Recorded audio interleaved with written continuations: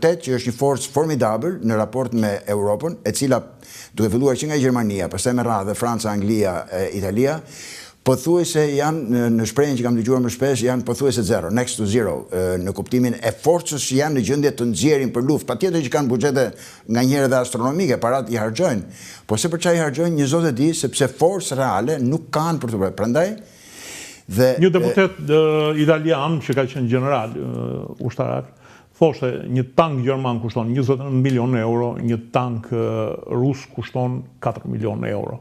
Që këtu fillon kemi një fryrje të shifrave. Kështu që kur vjen puna, si thash më parë, rreziku rus me forcimin e ushtrisë ruse ka një disbalancë të jashtëzakonshme midis përgatitjes ushtarake ruse dhe përgatitjes ushtarake të Perëndimit. Dhe ky disnivel fton për veprime agresive në të ardhmen nga ana e Rusisë.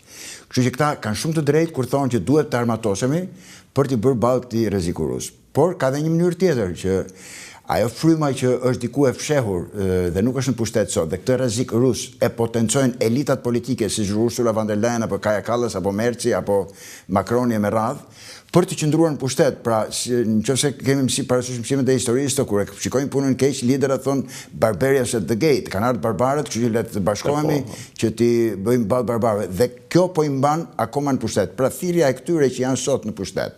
Dhe ajo që u demonstrua në këtë summit të NATO-s ishte thirrja që do na sulmojnë rusët, prandaj të bashkohemi dhe të harxojmë më shumë. Problemi është që ata që janë në opozicië sot dhe fare mirë mund të jenë nesër në pushtet, kanë një mendim disi më ndryshe dhe thonë që pse të mos bisedojmë me rusët. Sepse ky kërcënim rus mund të neutralizohet në dy mënyra. Një, duke u forcuar ushtarakisht dhe duke shkuar drejt luftës, që do të thotë vriten djemtë e rinj dhe vajzat e reja evropiane nesër pas nesër në luftë. Po ka dhe një mënyrë tjetër që le të diskutojmë për arkitekturën e sigurisë europiane, sikurse kanë propozuar rusët historikisht, po edhe në dhjetor dhe janar shkurt 2021 dhe 2022-shit. Pra këto janë ato që propozojnë edhe AFD-ja, edhe forcat tjera të cilat për momentin quhen të ekstremit të djathtë, populiste, dhe bile në Gjermani ka tentativa edhe për të nxjerrë jashtë ligjit, duke i konsideruar që janë jashtë aktivitetit tyre nuk përputhet me kushtetutën e Gjermanisë, ndërkohë që përbëjnë gati, ku do të themi 30-40% të popullsisë, se si mund të nxjerrë gjysmën e popullit tonë jashtë kushtetutës, është çike vështirë për ta pranuar. Kështu që kam përshtypjen të gjithë dolën të lumtur, siç e thash në fillim fare, por problemet janë goxha të forta brenda aleancës. Në anën e asaj që nuk u fol dhe aq shumë, siç thash, ishte Ukraina që më bëri shumë përshtypje që presidenti Zelenski as nuk guxoi ta përmendte dëshirën e Ukrainës për të antarësuar në NATO. Jo më edhe Mark Rutte, i cili sekretari i përgjithshëm, jo më larg se sa 10 ditë përpara, me një fjalim patetik në krah të Zelenskit, deklaronte që vendi juaj është në NATO, sido që të vi puna ju do jeni antarë në NATO, ne nuk e lejojmë Vladimir Vladimirovich Putinin të vendosë ai se çfarë do bëhet me NATO, pra toni ishte patetik. Dhe brenda 10 ditësh duket ata nga Washingtoni kanë thënë që zoti Trump nuk do të dëgjojë nga gjëra të tilla dhe nuk u përmend as sekundi perspektiva e Ukrainës si antar i NATO-s. Ndërkohë, të rrej vëmendjen edhe një fakt që disa nga liderat, përfshi Mark Rutte apo Ursula von der Leyen, folën me terma të themi më agresive ndaj presidentit Federatës Ruse, Putin, që pa frikë mund të themi që është i akuzuar për krime lufte nga gjykata ndërkombëtare e krimeve. Ku erdhi puna ke zoti Trump në konferencën për shtyp, në fund, megjithëse u pyet direkt dhe në një pyetje disi provokative nga gazetarët në raportet e tija me presidentin Putin, u shpreh me terma shumë të buta, duke thënë që unë jam në kontakt dhe ne do të vazhdojmë, dhe kur më morin telefon dhe më afrojnë ndihmë për Iranin, unë i thash unë dua ndihmë nga ty për ty, për Rusinë dhe për Ukrainën, nuk dua ndihmë për gjë tjetër. Po i kurseu të gjitha epitetet që mund të acarojnë situatën. Dhe komentet janë që nuk i intereson që të agravoj situatën përpara se të ketë një vazhdimsi në dialogun që ka me Putinin lidhur me konfliktin në Ukrainë. Ndërkohë, ambasador, unë doja të pyes një diçka edhe për Shqipërinë.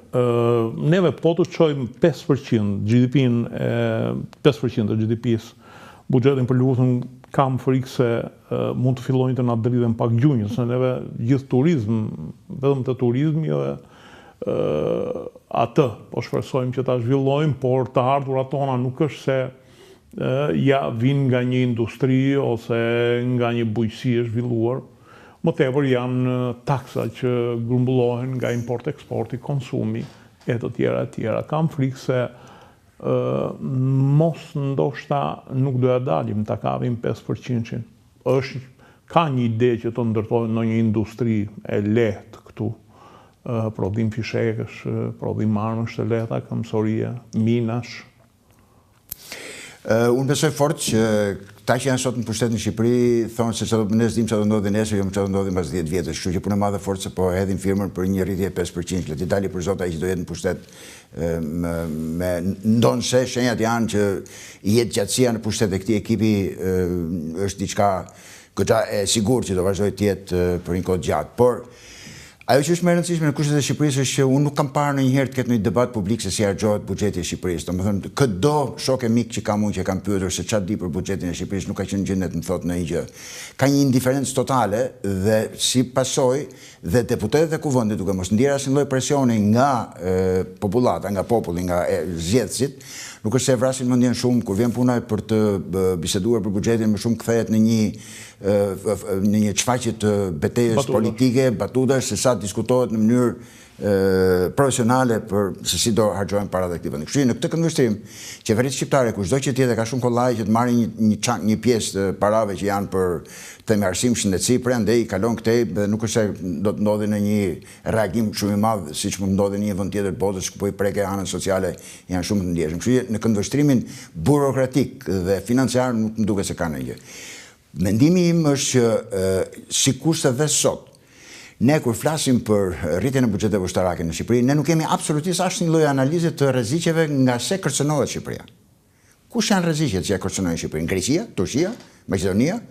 Kam përshtypjen që me antarësimin tonë NATO, sikurse u fol në 2008, 9, 10 dhe me radhë, ne dikur kur vra ndjes pas koloneli Fetivogli në Afganistan, kemi thënë atëherë që kufit e Shqipërisë tash janë në Hindukush, kështu që ne luftojmë për sigurimin e gjithë aleancës. Jemi përsëri aty? Atëherë për çfarë rëndësie ka se çfarë bëjmë neve në industrinë ushtarake apo në mbrojtjen e vendit tonë këtu, kur ne jemi ushtar, të themi që nesër pas nesër nëse aleanca vendos të shpallë luftë Kinës, do shkojmë të luftojmë Kinë. Kështu në këtë këndvështrim, rritja e kapaciteteve ushtarake të Shqipërisë do duhet ishte pjesë e studiuar e një përpjekje të përbashkët dhe sidomos unë do mendoja që në këto kushte që janë krijuar, Shqipëri, Maqedoni, Malizi dhe Kroaci, fare mirë mund të bëjnë një buxhet të përbashkët për të trajtuar bashkarisht të gjithë problematikën e mbrojtjes dhe ashtu dhe ato para që janë çika mund të bëhen diçka më shumë dhe të kenë. Me kroatët ndoshta po, malazezët dhe maqedonësit kanë një klan të fuqishëm filoserb apo jo? Patjetër, po kjo mund të shërbejë edhe për të themi integrimin dhe ingranimin e më të mirë të këtyre shoqërive në strukturat perëndimore dhe sepse mos harrojmë një gjë që lufta më e madhe sot nuk bëhet as me armë, lufta më e madhe sot po bëhet në fushën e narrativit, në fushën e informacionit, në fushën e një pjesë të themi mikroskopike fare dhe kjo që po bëjmë ne të dy sot, në kuptimin e një përpjekje për të themi dhënë një këndvështrim apo një interpretim të situatave në mënyrë që njerëzit kenë sa më shumë informacion kur bëjnë zgjedhjet e tyre politike. Dhe kur thash pak më përpara për mënyrën se si harxohen parat e Shqipërisë, kam përshtypjen që ne jemi goxha të prekur nga gjithë fenomeni botëror që po ndodh sidomos me Trump edhe kudo, ku mekanizmat demokratik të kontrollit politik janë pothuajse zhdukur. Pra sot në Shtetet e Bashkuara të Amerikës më kujton një shprehje të dikushme të citohet se e kam dëgjuar nga të tjerë dhe jo direkt duke lexuar Lincoln. Abraham Lincoln, presidenti i Shtetit Bashkuar të Amerikës, pas ka thënë dikur që gjithë Napoleonet e botës po të mblidhen nuk kanë çfarë të bëjnë Amerikës. Po Amerikën mund ta shkatërrojmë vetëm ne amerikanët vetë. Dhe po të shikosh ka dy vendime të gjykatës lart të Shtetit Bashkuar të Amerikës që kanë të bëjnë me zgjedhjet, një vitit 1976 dhe një vitit 2010, të cilët në esencë kanë të njëjtën përmbajtje dhe praktikisht kanë hequr çdo lloj kufizimi të kontributeve financiare, qoftë nga individët, qoftë nga korporatat, për fushatat politike. Dhe po të shikojmë atë që bëri Elon Musk në mbështetje të Donald Trump në fushat, nuk kishte asnjë lloj kufizimi parash. Me këto, dua të them që 1976 dhe 2010 Pak a shumë kanë bërë ato që thoshte Lincolni që Napoleonët nuk kanë që të bëjnë Amerikës, po Amerikanët mund të shkatërrojnë vetë Amerikën. Dhe praktikisht me dyndjen pa mas dhe pa hesap dhe pa kurfar kufizimit të parave në politik, në një farë mënyrë është ndikuar cilësia e kontrollit politik, demokratiko-politik të jetës politike në Amerikë. Pra, dhe me kalimin e kohës, Kongresi i ka deleguar presidentit shumë të drejta si për të marrë vendime për luftën, si për të marrë vendime për problemet ekonomike e tregtare, sepse ka qenë kërkesë e kohës, domosdoshmëri e kohës, ekzigjencë e kohës, Shtetet e Bashkuara dilnin me një qëndrim shumë të shpejt, që nuk lejonte të kishte shumë kohë për të vajtur në Kongres, për ta debatuar, diskutuar, edhe në moment që shkon në Kongres pastaj ka edhe luftë politike. Kështu që Kongresi i ka dhënë presidentit gjithë kompetenca. Dhe presidenti i Shtetit Bashkuar të Amerikës, po ta shikojmë tash zotin Trump, shpall emergjenca kudo që janë dhe bëj bazën e emergjencës qeverisë me dekrete ekzekutive. Dhe po shikojmë përveç ligjit buxhetit që ka çuar tash në Kongres, edhe Big Beautiful Bill, që do ta fusin borxh Amerikën më shumë. Nuk ka qurë asë një legislacion tjetër. Pra u bën 4 muaj që ai qeverisë vetëm me dekrete ekzekutive. Çka do të thotë? Po t'i kthehemi se i thash pak përpara, mekanizmat e kontrollit demokratik dhe të vetë korrigjimit, siç thot Daron Acemoglu, ka një libër tjetër zakonisht interesant në pse dështojnë kombet, dhe krahason, është një qytet në kufit midis Arizonës dhe Meksikës, Nogales, Sonora dhe Nogales, Arizona. Qyteti i cili është ndarë pothuajse në mes në 1860-ën, mbas luftës Meksik-Amerikë, dhe shikon se sa i lullzuar është Nogales, Arizona, në krahasim me atë që është në Meksik. Atje ka mbetur si 200-300 vjet përpara, duke filluar që nga kanalizimet e ujrave të zeza, furnizim me ujë, kalamajt në shkollë, kujdesi social, kujdesi shëndetësor, dhe këtej është një top parajs amerikane, ku të gjitha këto probleme janë njësoj si në çdo pjesë tjetër të Amerikës. Qytet funksional. Pse ndodh kjo? Sepse Shtetet e Bashkuara të Amerikës si sistem politik kanë qenë ku e ku më i zhvilluar dhe në kuptimin e kontrollit demokratik dhe të institucioneve të cilat e shpërndajnë pasurinë në mënyrë sa më të njëtrajtshme. Sot, që nga viti 1980 dhe deri tani, që janë gati 45 vjet, produktiviteti në Shtetet e Bashkuara të Amerikës është rritur 50 herë, paga e punëtorëve ka mbetur por në të njëjtin nivel në kuptimin e fuqisë blerëse. Nuk ka absolutisht asnjë rritje. Siç thotë edhe vetë sekretari i shtetit, 12% e amerikanëve zotërojnë 88% të aksioneve. 38% të tjerët që mbeten zotërojnë 12%. Pjesa tjetër janë me borxhe. Pra, gjysmë amerikanëve zotërojnë aksione në bursë, pjesa tjetër jetojnë nga dita në ditë, pra paycheck to paycheck. Ama gjithë kjo mënyrë e shpërndarjes së pasurisë patjetër që reflektohet edhe në ato tensione sociale në për cilat kalon Amerika. I ra shumë gjatë e gjërë për të dalë tek çfarë mund të bëjë Shqipëria në momentin kur do i kërkohet që të harxojë 5%. E para mund të manipulojë shifrat, që e thamë përpara se kanë filluar ta bëjnë edhe shumë të tjerë. Mund të përfitojmë dhe të bëjmë projekte infrastrukturore për cilat kemi jashtëzakonisht shumë, megjithëse është bërë jashtëzakonisht shumë në këto 10-15 vjet e fundit apo dhe 20 vjet e fundit, por prapë ne kemi nevojë të jashtëzakonshme. Ne themi që jemi shumë mirë se krahasojmë atë që kemi qenë jashtëzakonisht keq, po të shikosh janë me 10 fshatra, zona, po të shikosh të bëjnë agriturizëm jashtëzakonshëm. Dhe janë afër qyteteve. Edhe me Maqedoninë edhe me Serbinë, kur kalon ndonjëherë nuk krahasohemi për penetrimin e rrugëve që kanë ata nëpër fshatra. Ne jemi akoma shumë larg. Kështu që kjo mund të na ndihmojë që t'i fusim edhe ato në që do vinë amerikanët nga këto rrugë.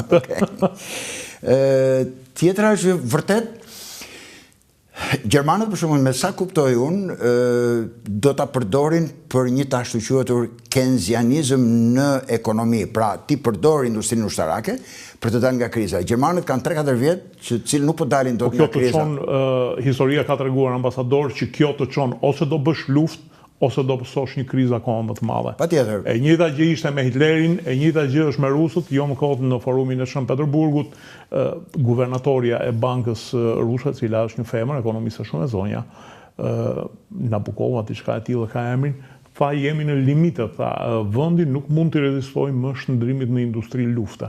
Kemi nevojë për punëtor, për krah pune, që t'i fusim, rrogat rriten, mirë po, problemi është që rriten edhe bonuset për ata që shkojnë në front, problemi demografik, e tjera. Pra, e çoj Gjermania, po pastaj po na vendosen helmetën Gjermanët, ndërlikohet një çik puna. Se si i tha, i të lezëshim janë këshu me brek kur lozin futbol, apo duhet i shofësh me helmet? Sot që po flasim, debati me sa shikoj unë në Gjermani është drejt luftës.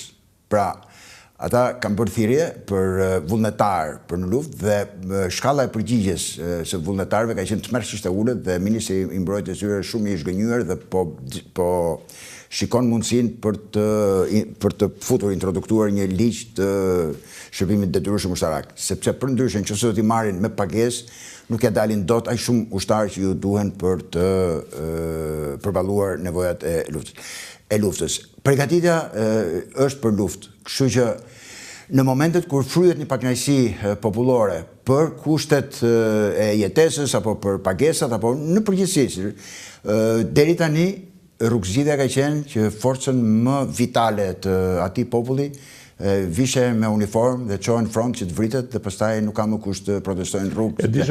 Por ama, kjo nuk është fatalitet. Sikurse dhe vendimet që marrin Shtetet e Bashkuara të Amerikës sot që në vend që të paksojnë shpenzimet ushtarake, sepse më duhet ka rënë biseda dhe një herë tjetër. Në momentin kur interesi i borxhit kalon shpenzimet ushtarake, kjo ka ndodhur në perandorinë holandeze, angleze, turke para tyre, spanjolle me radhë. Është vëzhgimi i Ray Dalios që thotë nga studimet që ai ka bërë rënies perandorive, pragu i momentit kur rënja bëhet më e dukshme dhe çfarë edhe fizionomira të tjera, është kur niveli i interesit kalon shpenzimet ushtarake. Këtë nivel Amerika ka një vit apo dy që e ka kaluar. Dhe do duhej që puna e parë që të bënte, do duhej që natyrisht edhe kjo që bëri zoti Trump në summit. Trump i kthej bën sepse ky 5% që duhet shkojë të blejë në armë amerikane. Tu është ideja. Por, pa tjetër, që ndihmon ekonominë amerikane duke blerë armë amerikane, dhe kjo është një nga objektivat. Por, më e rëndësishmja është që shkon në drejtim të filozofisë së zotit Trump që ka projektuar gjatë fushatës, është tërheqja e trupave, pra paksimi i shpenzimeve amerikane për bazat që ka jashtë vendit. Dhe një koment i një analisti, të themi, goxha i kuotuar për problemet e Rusisë dhe të NATO-s, thoshte që europianët me këtë që bën, pothuajse kanë firmosur dënimin e tyre sepse zoti Trump tashti kur të raportoi në Kongres apo para bazës së vet elektorale ke maga, do thotë që problemi i Europës u zgjidh, kështu që ne nuk kemi më nevojë të mbajmë trupat, se europianët do i paguajnë vetë mbajtjen e trupave të tyre, pra do fuqizohen vetë, nuk kanë më nevojë për ndihmën tonë. Pra, europianët u nisën, t'i bënin qefin zotit Trump që trupat amerikane të rrinë në Europë, sepse në fakt, ajo që mendoj unë është që, apo që kam lexuar, është që europianët kanë më shumë frikë nga largimi i trupave amerikane, sepse nuk do të menaxhojnë paqen midis tyre, sesa kanë frikë nga kërcënimi rus. Që patjetër, siç thash edhe pak më përpara, nuk është krejt fiktiv. Por duke rritur shpenzimet ushtarake, i japin të gjithë të drejtën Pentagonit dhe ushtrisë amerikane dhe atyre që janë në favor të tërheqjes së trupave të kenë një argument shumë të fortë, t'i thonë zotit Trump që të marrë vendimin për të tërhequr trupat, pa se të filloj paksimi i trupave, sepse tashmë Europa është në gjendje të mbrohet vetë, sepse po paguan vetë. Kështu që në këtë këndvështrim